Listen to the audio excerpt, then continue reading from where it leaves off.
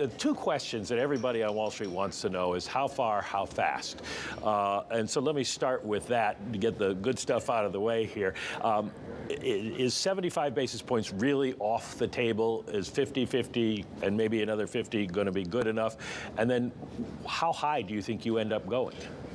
Well, first of all, good to see you, Mike, and it's good to have you here at our conference. It's always a great time to be together. You know, when I think about our policy, the first thing that is on my mind is that inflation is too high. And we need to act definitively and purposefully to try to get that under control. And I think if you look at what we've done so far in the last two meetings, we've really started that process. For me, 50 basis points from over the last 20 years, is already a pretty aggressive move. I don't think we need to be moving even more aggressively. I think we can stay at this pace and this cadence and really see how the markets evolve. My expectation and hope really is that as we move closer to our neutral levels and far away from our accommodative stance, that we're going to start to see a lot of the tightness and the tension in the economy start to moderate, which can then give us options and choices as to sort of what we do after that point. How far do you go? Where do you think you'll be by, say, the end of the year or by the end of 2023? Well, that's a very good question.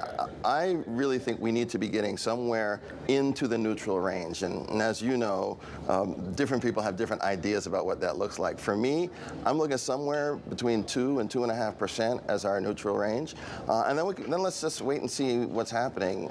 In the intro to this segment, a lot of discussions about uncertainty, or Seth Carpenter was referenced. He's going to be here. I'm really excited about that, saying that there's a lot of volatility, a lot of stuff that's going to play out. So once we get to that neutral level, I think that'll be fine. We're going to, in my view, we're going to move a couple times, maybe 2, maybe 3 times, see what happens, see how the economy responds, see if inflation continues to move closer to our 2% target. And then we can really take a pause, I think, and look at how things are going. Well, take a pause. What does that mean? Not move at a meeting, or would this be just a rolling decision as you go along? So for me, I think all options are on the table at every meeting. So depending on how the economy is responding, it could be that the economy is responding strongly, so we don't need to do anything. It could be that the economy is responding maybe a little less strong, so we might move to 25 basis points, or we may stay at 50. So I'm really going to keep my mind open. I'm going to observe what happens in the economy and then adapt my idea about what appropriate policy looks like based on that knowledge. A lot of economists and many of your colleagues have said you're going to have to go beyond neutral to restrictive. If you had a 4% inflation rate and a 3% Fed funds rate, you've still got a negative real Fed funds rate. Why don't you think that you're going to have to do that? Well, my hope is that a lot of the things that are really out of our control, things like supply chain disruptions and the like, are going to start to get to a better place. We're going to see how the labor market responds. There was a story just last week about retirees coming back into the workplace. Those are things that might relieve some of the tension that we're seeing in labor markets and allow producers to start to increase their supply of products. That then reduces the imbalance between demand and supply, because all of this inflation is about an imbalance between the high demand and the low supply that's out there. So if we can start to see movement on the supply side, that means we'll have to push less on demand. And so that inflation, I'm hoping, will come down. Now, how fast? We'll have to see, and that will really determine whether we have to get into restrictive territory, and if we do, how far. But I'm totally open to that, but I'll just say, we've been doing surveys throughout the entire pandemic.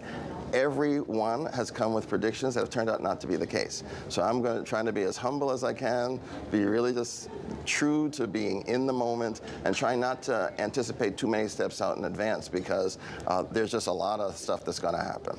You heard the markets at the top of the show. Does it worry you that we're seeing such a rapid sell-off and that market rates are going up so quickly?